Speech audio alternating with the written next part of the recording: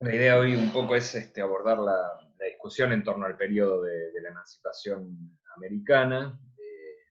A veces se diría un poco que es la clase, entre comillas, fácil, porque medianamente todos tenemos una idea de quiénes eran los buenos y los malos, entre gruesísimas comillas.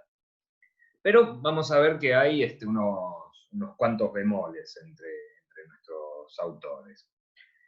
Para hoy lo que pasamos fue algunas partes de la historia del pueblo argentino de Milcíades Peña, donde aborda todos estos temas, en particular analiza la Revolución de Mayo y sus consecuencias, la dinámica de clases desde su punto de vista y los objetivos que tenían. Después pasamos también unas partes de una obra de un autor que hace su estreno hoy, que es Juan José Hernández Arregui, como representante de la izquierda peronista, con su libro que es El Ser Nacional, que tengo acá esta edición de Peñalillo bastante nuevita. Un libro que, a la luz de los acontecimientos posteriores, quizá podría haber merecido una secuela titulada El Ser Nacional, ¿es o se hace? Y lo otro que habíamos preparado, sí, fueron algunos capítulos de la historia de la nación latinoamericana, el Colorado Ramos, que antes se está mostrando acá. No tuve demasiada paciencia para buscarla o heredarla, así que me fotocopié en su momento la edición original de 1968, que es la que les recomiendo a todo el mundo que busque. Básicamente porque en virtud de estas derivas que tuvo Ramos a partir de mediados de los 70, ¿no? Fue abandonando sus ideas marxistas. En ediciones posteriores cambió las conclusiones, sobre todo los últimos 3 capítulos, que digamos son una síntesis de su interpretación del marxismo y la cuestión nacional latinoamericana, y los fue reemplazando con otras conclusiones. Ahora, sin desmedro de ese renunciamiento, yo diría que Historia de la Nación Latinoamericana es la obra cumbre de Ramos, o la obra cumbre junto con Revolución y Contrarrevolución en el Río de la Plata. Hernández Arregui, como para darnos una idea de quién fue, es un pensador que nació en Pergamino en 1913, y que no tiene de por sí orígenes de militante político marxista, sino que su origen está en el radicalismo irigoyenista. Y encima en el radicalismo irigoyenista ya en retirada, incluso posterior al golpe de 1930 y a bueno, la caída de Irigoyen, y rápidamente en la década infame la asimilación del Partido Radical al sistema de partidos de la semicolonia. Sabemos de todos modos, esto no es tanto historia del marxismo argentino, pero sí del pensamiento, que en el contexto de la muerte de Irigoyen y la aceptación de Alvear de integrar la democracia fraudulenta de los años 30, existió la disidencia de Forja, la Fuerza de Orientación Radical para la Joven Argentina, que integraban, entre otros, Arturo Jaureche y Raúl Scalabrini Ortiz, que fue una corriente interna todavía de la UCR, que intentaba rescatar los viejos ideales populares irigoyenistas, y que después mayormente se disolvió y se integró al peronismo. Hernández Arregui también hizo esto, y a partir de reflexiones, también de la aplicación del método marxista para la interpretación de la realidad argentina, progresivamente se va convirtiendo en un referente de los que buscan una síntesis entre el peronismo y el marxismo dentro del aparato no sé si dentro del aparato sería la expresión correcta, pero sí sin buscar, como ya dijimos que hacía Ramos y sus compañeros de la izquierda nacional, la constitución de un partido autónomo de la conducción de Perón. Hernández Arregui entonces durante la década del 60 se va convirtiendo en un referente de estas ideas, y eventualmente en otro de sus libros, en la edición de 1970 de la formación de la conciencia nacional, incluye algunos anexos donde básicamente avala la operativa de las organizaciones armadas y también postula que el socialismo en la Argentina debe desarrollarse dentro de las filas del propio movimiento peronista. Tuvo de todos modos siempre la izquierda peronista en general, Puigros y Hernández Arregui, también hasta cierto punto tuvieron una relación de cierto intercambio y conexión, compañerismo de ruta con la izquierda nacional. Quizá en el caso de Hernández Arregui a veces había una cuestión teórica de discusión de a quién pertenecía el origen del nombre, del término izquierda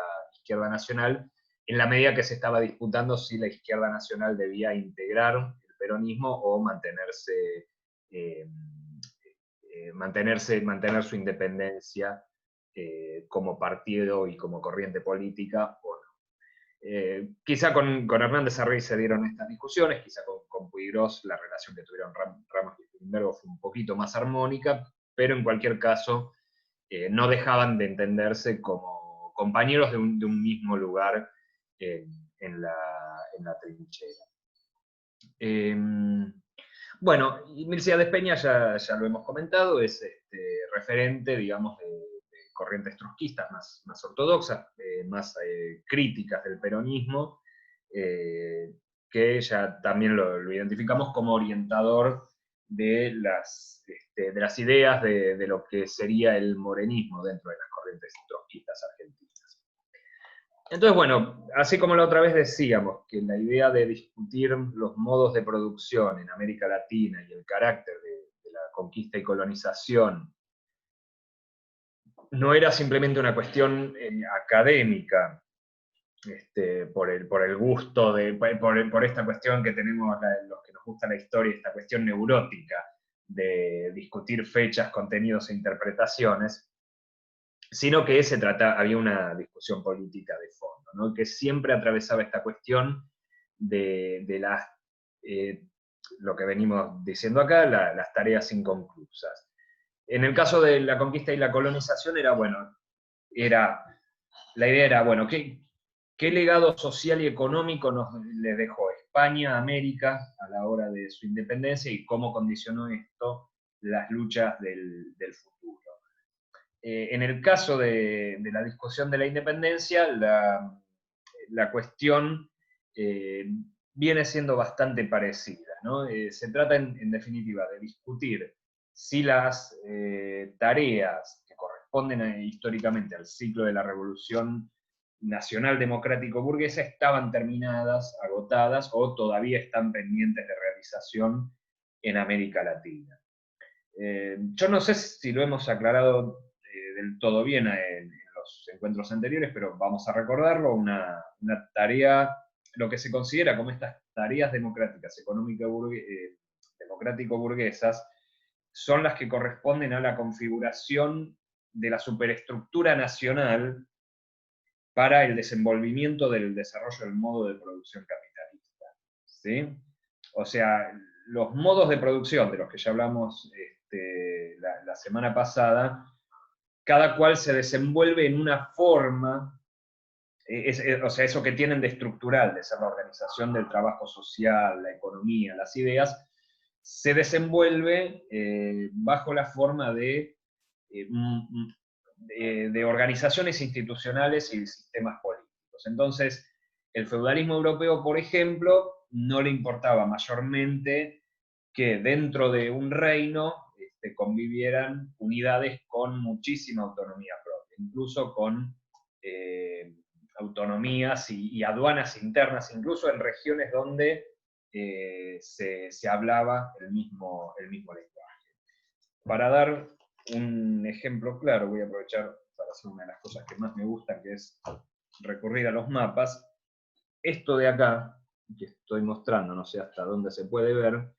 es la Alemania del siglo XVIII, que si bien ya no era feudal, estrictamente hablando, tenía ese carácter de división política, de ser ese gigantesco quilombo que les acabo de mostrar,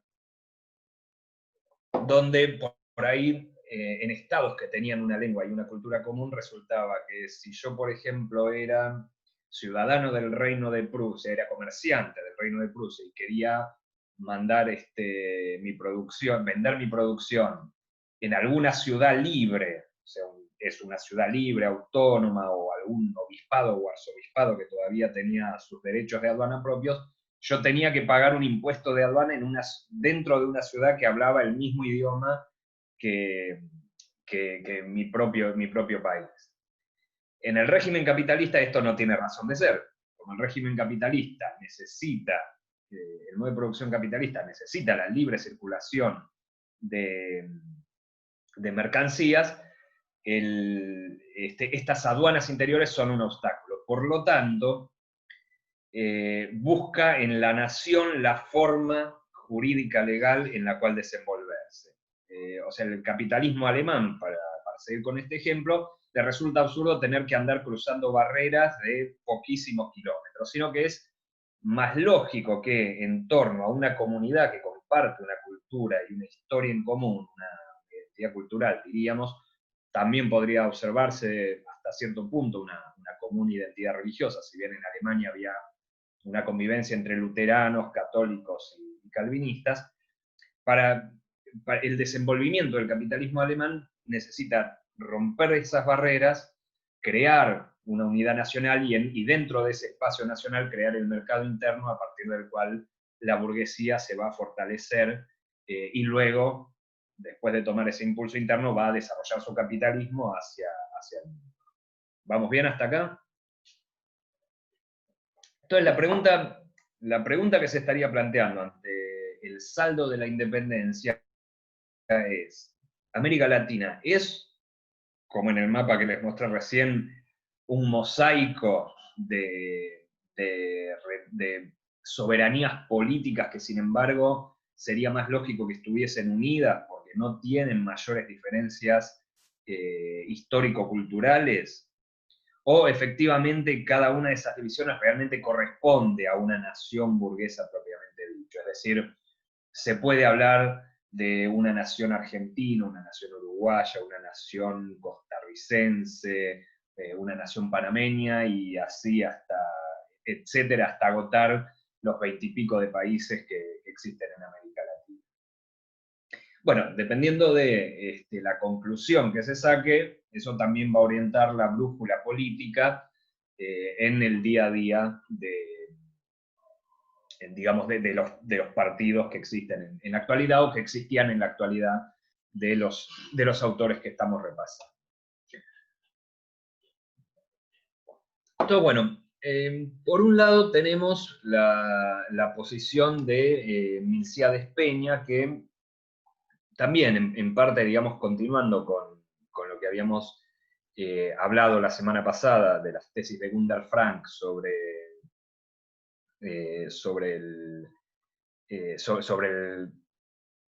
el capitalismo ya desarrollado en América desde el principio de la etapa colonial, partiendo de esa base, lo que se va a interrogar, lo que va a pensar Milcíades Peña es, bueno, si la revolución de la independencia americana era una revolución nacional democrática burguesa, ¿dónde está la burguesía, que es la clase que en Europa fue la protagonista de estos procesos? Hago una nota al pie. Sí, y aún así teniendo en cuenta que siempre hubo, en el momento crítico de las revoluciones burguesas, no fue la burguesía, sino la pequeña burguesía y alguna fracción del campesinado la que agarró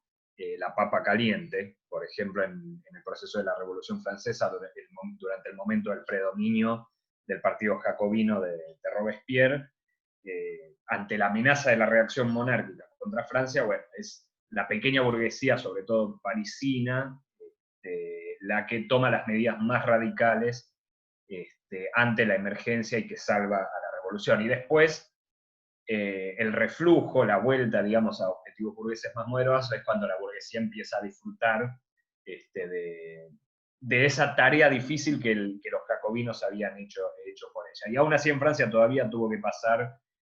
casi un siglo hasta llegar a una estabilización plena del régimen burgués. Pero se se entiende a lo que voy, ¿no? Milcíades Peña lo que se pregunta es, bueno, ¿dónde está la burguesía que iba a ser la beneficiaria final de esa revolución democrático-burguesa en América Latina? Y además también otra cosa se estaría preguntando Peña es, bueno, si la colonización española fue de un capitalismo raquítico que nunca se pudo desarrollar, ¿por qué nunca hubo una clase que lo heredase y desarrollara un capitalismo autónomo dentro de América Latina? Bueno, para el caso de la Revolución Americana, la respuesta que se va a encontrar Peña es que como consecuencia del subdesarrollo, llamaríamos, de las relaciones de producción que caracterizaron a la colonización española, no se gestaron los vínculos comerciales y económicos dentro de las propias colonias que serían los cimientos de una futura nación latinoamericana en común. O sea, no había, desde el punto de vista de Peña, no había condiciones materiales para pensar que hubiera realmente una vinculación económica entre, digamos, el virreinato del Río de la Plata y el virreinato del Perú, o más lejanamente todavía, el virreinato de Nueva España, que es el actual México. O sea, según Peña, entonces, a partir de esta concepción, descarta la idea de que hubiese una posible nación a constituirse en el marco de la independencia latinoamericana, y por lo tanto impugna directamente en uno de los subtítulos del material que les dimos la idea de la balcanización de América Latina, que es un término que hasta donde yo sé acuñó el Colorado Ramos, un término destinado a hablar de la fragmentación de lo que, según Ramos, debería haber sido una sola unidad política, o por lo menos 3 o 4, no debería haberse producido la fragmentación en las 20 y pico de repúblicas que conocemos hoy. Peña entonces, para fundamentar más su tesis, se aboca sobre todo al estudio de la Revolución de Mayo. Y hay un problema de Peña, que es el hecho de que su obra Historia del Pueblo Argentino es una compilación póstuma de sus escritos. Digamos que Peña en este debate tiene la desventaja de que, como se dejó inconclusa su obra o dejó fragmentos, quizá, digamos, no sabemos por completo, o por lo menos en su bibliografía no está tan ahondado, que pensaba quizá de figuras más puntuales como Simón Bolívar, de la cual Ramos, en razón de seguir vivo, tuvo más tiempo para escribir y para desarrollar a fondo sus ideas. De todos modos, el planteo de Peña respecto de la Revolución de Mayo es bastante claro. Por un lado, plantea que no se trató de una revolución democrática en la medida que considera que la Revolución de Mayo no fue, el movimiento del 25 de mayo no fue un movimiento de masas, y que la Junta de Gobierno, la primera junta que se forma el 25 de mayo, no hizo una gran convocatoria que movilizara a las masas gauchescas, sobre todo, que ya existían por esa época en la campaña bonaerense, o también en la banda oriental, y también en el interior de lo que hoy es nuestro país. También, por otro lado, considera que no fue democrática fundamentalmente porque, basándose sobre todo en los documentos y en por ahí las comunicaciones oficiales que emanaban de la Junta, no aparecía explícitamente la idea de romper todavía con la metrópoli española. Por lo tanto, por ese lado también le hace ruido la idea de que fuera revolucionario el movimiento de mayo. En todo caso, sí mantiene elogios para el plan revolucionario de Mariano Moreno, sobre todo en su faz política. El plan revolucionario de Moreno, ustedes sabrán, es un programa de gobierno que que escribe Moreno a pedido de la Junta, del cual Belgrano primero hace un bosquejo que tiene también una serie de consideraciones políticas muy radicales en cuanto a ser muy expeditivo contra los enemigos que le vayan saliendo al paso a la revolución, y al mismo tiempo tiene toda una serie de planteos en materia económica donde propone un sistema proteccionista para el nuevo Estado, para por lo menos las provincias americanas o el gobierno que se forme, y además también plantea una fuerte intervención del Estado en la economía. Por ejemplo, Moreno, una de las cosas que dice es que el oro no tiene que ser un monopolio estatal que no tiene que circular por afuera del país sin una autorización expresa, cosa de que el Estado no se descapitalice. El oro o los metales preciosos. En realidad en el Río de la Plata lo que más abundaba era justamente la plata de las minas de Potosí, que son precisamente las que le dan el nombre al río y en última instancia a la República Argentina por la palabra latina argentum, que quiere decir plata. Bueno, Peña sobre todo hace hincapié en la parte política, no dice nada sobre la parte económica. Juzga este plan como una buena guía lo elogia en la medida de su resolución de cómo actuar en política, pero no lo analiza tanto en la faz económica. En última instancia, lo que concluye Mesías Despeña sobre la Revolución de Mayo es que en realidad a lo único que se aspiraba era una revolución política donde los terratenientes bonaerenses, las clases acomodadas de la colonia, todo lo que querían era cambiar el desplazamiento del manejo político de sus asuntos para tenerlos ellos mismos. O sea, querían romper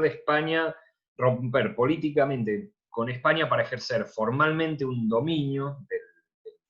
de la vida económica del virreinato, que de hecho ya ejercía. Y hay que decir, en parte acierta en este sentido, porque es un hecho que muchos sectores de las clases dominantes que se habían formado aquí en América Latina, las clases criollas, antagonizaban con la corona española en la medida que la corona española les ponía ciertos límites a su poderío puertas adentro. O sea, dentro de todo, no es que digamos la corona española iba a abolir la esclavitud o imponer un régimen sindical para las masas indígenas, ni mucho menos, pero había por lo menos alguna protección contra el poder de la élite local. Entonces, o sea, la élite local estaba desprovista del poder político y efectivamente aspiraba a tomarlo. Agarrándose de este hecho, Peña es que concluye también que la revolución que se da en las colonias americanas es ante todo una revolución política donde las élites locales lo que pretenden es tomar para sí ese manejo de la cosa pública y unirlo a su dominio económico ya establecido. Y por otro lado, dice Peña que en este proceso de la emancipación, por ahí se dan algunos levantamientos de masas populares, levantamientos gauchescos, pero que en ningún momento entran en contacto con los movimientos que son dirigidos por las élites o las clases medias urbanas, si se quiere, de los focos revolucionarios. Entonces, en conclusión, digamos, Peña descarta que haya sido una revolución democrático-burguesa, o por lo menos considera que no hay una burguesía digna de ese nombre a partir de la cual podamos hablar de una revolución burguesa como las que se habían dado en Europa o como la que hasta cierto punto se había dado con la independencia norteamericana. Hernández Arregui va a tener, por su parte, una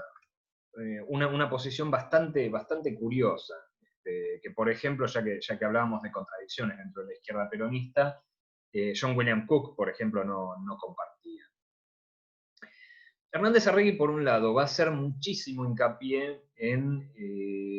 una identidad hispánica de las masas americanas. O sea, lo que va a discutir, por un lado, Hernández Arregui es la idea liberal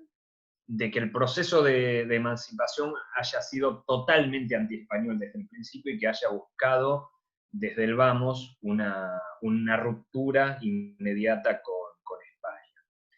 Coincide aquí en parte con Peña en la idea, en el hecho de identificar a las élites criollas como rupturistas con España en la medida que se quieren sacar de encima a la corona para integrarse de alguna manera al ciclo del desarrollo del capitalismo hegemonizado por Gran Bretaña. Y en todo caso, hace algunas referencias a San Martín y Bolívar, dando la idea de que por la historia española había una contradicción dentro de la sociedad española y de la sociedad americana que en definitiva no termina de resolverse, que es esto de quedar a mitad de camino entre la modernización y la vieja monarquía. Entonces, el hincapié que hace Hernández Arregui es que las clases, lo que marca Hernández Arregui es que las clases populares son tradicionalistas y fieles a la corona, en la medida que la corona significa la lucha contra los terratenientes criollos, y también plantea que efectivamente las élites criollas son anglófilas o francófilas, en la medida que desean sacarse de encima a la corona española, pero no por eso son democráticas, no tienen esa aspiración del liberalismo revolucionario europeo, de querer construir algún tipo de comunidad nacional que integre a las masas a la revolución. Entonces, por ejemplo, va a ser bastante hincapié Hernández Arregui, por un lado, en un aspecto interesante, en el que coincide con Ramos, que es en recordar que también hay un liberalismo español que influye a las figuras de la independencia, y que no es que la revolución de la independencia americana solo tenía influencias liberales británicas, francesas o norteamericanas, sino que hay una profunda raíz española. Ahora, en un punto, pareciera que Hernández Arregui tira demasiado para el lado de un hispanismo característico de los nacionalistas. No quizá al punto de los nacionalistas oligárquicos digamos, que se basaban en ese hispanismo para reivindicar una idea aristocrática y antidemocrática, pero sí bastante con el hispanismo de revisionistas del género del Pepe Rosa, donde en un punto aparece un poco difusa la idea de qué es el liberalismo, de si es una herramienta totalmente extranjera para romper con esa tradición popular y con la unidad americana, o si es una ideología como tal con varios aspectos y varios significados dependiendo del momento y el carácter de clase del que la levante. ¿Okay? ¿Se va entendiendo hasta acá? Ok, ya. Entonces, en última instancia, por ahí Hernández Arregui quizá no habla tan explícitamente no dice en los mismos términos que Ramos, la idea de nación balcanizada, pero sí busca rescatar en estas páginas que seleccionamos la idea de que los libertadores querían preservar la unidad existente en las colonias, y quizás si hasta se podía lograr algún tipo de unión con España. Cosa que también es un hecho concreto. O sea, es un hecho, por un lado, que algunos ministros de la corte española de fines del siglo XVIII, en particular el conde de Aranda, llegó a proponer que quizá el mejor sistema para España para conservar su imperio era crear algún tipo de reinos autónomos en el Nuevo Mundo, gobernados por descendientes de la corona española, cosa de romper quizá con esta tensión que había entre la metrópoli y las colonias. Y también es un hecho que en determinados momentos del enfrentamiento, tanto San Martín como Bolívar buscaron alguna negociación con los liberales españoles como para mantener una unidad política, por lo menos en América, y si era posible con España. Estas negociaciones no llegaron a buen curso. Si leen un poco las páginas que pasamos de Ramos, van a estar están un poco más detallados algunos hechos concretos, más allá de interpretación. Pero en todo caso, lo que podemos ver es que Hernández Arregui, si bien por momentos es un poco que vacila entre el hispanismo y la cuestión tradicional de las masas como separada de los ideales de los elencos que llevaron adelante los movimientos emancipatorios, las juntas de gobierno que se forman en 1810 en casi todas las capitales virreinales, sí es cierto que Hernández Arregui sí postula que había una búsqueda de preservar la unidad en todo el proceso. Entonces, finalmente, ¿qué dice el Colorado Ramos en La Nación Latinoamericana? Nosotros los capítulos que seleccionamos son el 5, que explica la primera etapa del proceso emancipador de 1810 a 1814-15 aproximadamente, y el capítulo 8, que es el que se explaya sobre todo sobre la experiencia artiguista y después, bueno, el fracaso del proyecto artiguista y la separación de la banda oriental respecto del virreinato del Río de la Plata, y después algunas páginas del capítulo 10, donde ya se habla de la caída definitiva de Bolívar,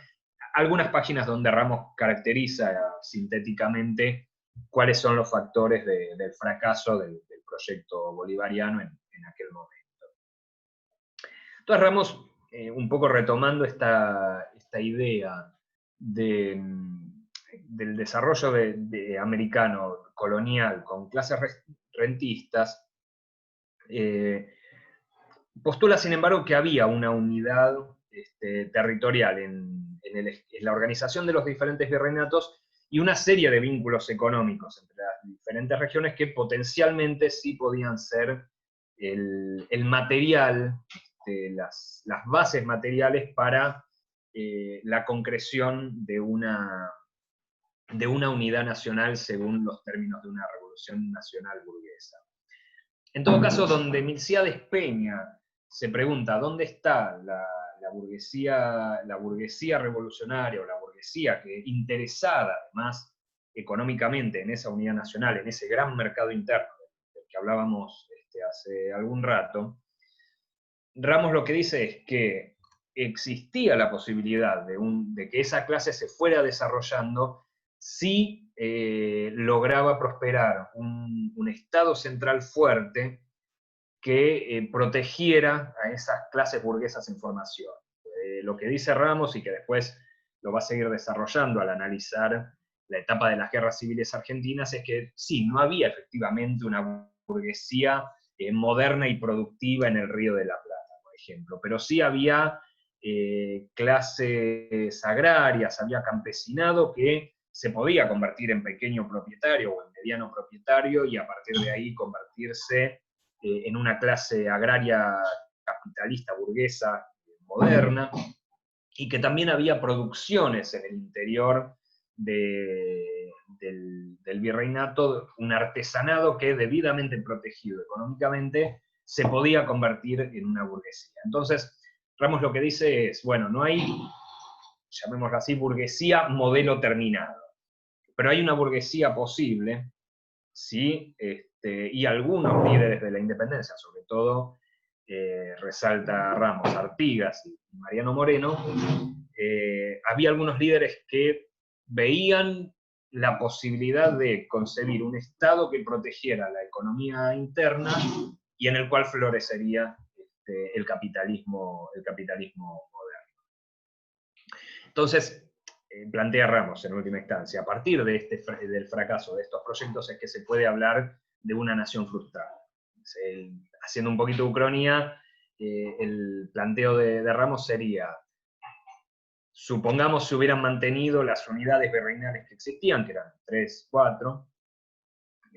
bueno, se hubiera desarrollado el capitalismo dentro de ellas y el desarrollo de los vínculos económicos entre cada una de estas nuevas naciones hubiera tendido a llevarlas hacia una unidad política definitiva. Que por otro lado era en parte el proyecto también, fundándose en documentos, el proyecto de Bolívar que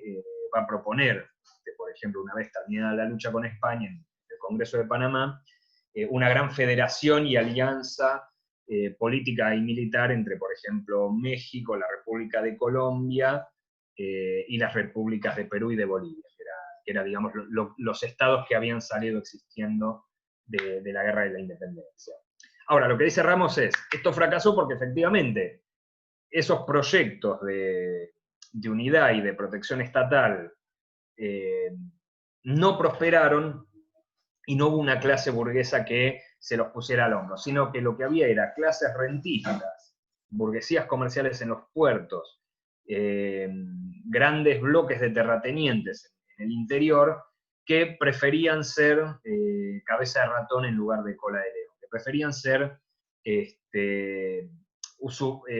disfrutar una posición económica privilegiada dentro de el pequeño espacio de su ámbito. Por ejemplo, el puerto de Buenos Aires, capital del Virreinato del Río de la Plata, se saca de encima a las provincias del Alto Perú porque es un territorio adentro que no le interesa. A Buenos Aires solo le interesa recibir mercadería europea y venderla puertas adentro en el resto del virreinato, entre las provincias de lo que hoy es el territorio argentino. Entonces, ¿para qué le iba a servir ese territorio boliviano tan rico en recursos minerales, por ejemplo? Y además, ¿para qué le iba a servir esos puertos de competencia al Pacífico que tenía el Alto Perú? Entonces, en la lógica de estas clases rentistas, la unidad nacional es un obstáculo y la sabotean, así como la sabotean entregando la competencia del puerto de Montevideo y torpedeando el proyecto Artigas. Finalmente, una cuestión en la que Ramos difiere tanto de Peña como de Hernando Sarregui, es en la cuestión de plantear que sí hay un momento de confluencia entre los procesos liderados por algunos dirigentes, digamos, de clases acomodadas en la independencia y las aspiraciones de las grandes masas. Precisamente lo que explica en el capítulo 5 de Nación Latinoamericana Ramos es que Bolívar se da cuenta y lo aprende de una manera no precisamente amable, que es en el choque con las grandes masas venezolanas, que sin integrar a esas grandes masas, sin integrarlas con alguna reivindicación, se diría en términos de Marx, sin proponer una bandera que represente el interés general, no tiene posibilidad de vencer a la reacción absolutista española. Entonces, cuando concede la libertad de los esclavos, y acá está lo que marcaba Federico en la previa, cuando esa experiencia de la República de Haití, también constituida sobre la base de una gran rebelión de esclavos, cuando los incorpora a través de la abolición de la esclavitud, es cuando empieza el ciclo de los grandes triunfos de Bolívar. Y hay un momento de convergencia entre las élites criollas en lucha con España y las grandes masas. Ahora bien, estas élites criollas, una vez que queda asegurada la emancipación frente a España, se abren del proceso y traicionan a los libertadores. Entonces también incluso había pasado en la banda oriental, que Artigas por un momento dirigió en conjunto a las masas gauchescas junto a los comerciantes de Montevideo y a algunos grandes hacendados de la banda oriental, pero que estos últimos, cuando sintieron al alcance de la mano la posibilidad del libre cambio con Gran Bretaña y de mantener su privilegio, ahí lo dejan en banda Artigas, lo empujan a su derrota y exilio interno en el Paraguay, y se convierten en la nueva clase dominante de las pequeñas repúblicas de esta, al cabo de las cuales queda conformada América Latina después del ciclo de la revolución emancipadora. O sea, entonces en líneas generales uno diría, desde la perspectiva de Hernández Arregui, la izquierda peronista, hay una idea de una unidad continental a reconquistar, aunque quizá Hernández Arregui lo plantea en términos un poco más ideológicos, idealistas, mientras que Ramos apunta a cuestiones tal vez de carácter un poquito más fundamentadas en cuestiones materiales, si se quiere, ¿no? Concretas de clases, condiciones económicas, vínculos económicos existentes que fueron rotos y que seguirían rompiéndose a lo largo del siglo XIX. O sea, de alguna manera Ramos como que plantea esa consigna de recuperar la unidad continental sobre bases más estructurales antes que sobre bases empíricas. Y por otro lado también se puede sacar como conclusión de las ideas de Ramos que hay, que se concibe la posibilidad de confluencias de clases aparentemente antagónicas en una lucha independentista, que de todos modos el peso, sacaría la conclusión Ramos, el peso tiene que estar en las clases populares en pos de ser más coherentes con ese objetivo de liberación nacional que va de la mano con un objetivo de liberación social. También un poco otro texto de Izquierda Nacional que es muy bueno para ver un poco estas cuestiones, es uno que escribió Spilimbergo, que se llama Güemes y la gente decente de Salta, donde analiza el fenómeno de la guerra gaucha, de la lucha que conduce Güemes, como un caso de la revolución permanente antes, 100 años antes de que Trotsky, de lo que hubiera concebido Trotsky. O sea, Spilimbergo no es que está despreciando a Trotsky en esto, sino que por el contrario, aplicando las ideas de la revolución permanente de Trotsky, dice, fíjense cómo esto pasó en Salta en 1820, cuando Güemes va sucesivamente asumiendo nuevos objetivos de clase, apoyándose cada vez más en el gauchaje salteño y cada vez más antagonizando con la oligarquía salteña a la cual él pertenecía, y una oligarquía salteña que en definitiva va a ser la que dé zona liberada para que los españoles embosquen y asesinen a Güemes.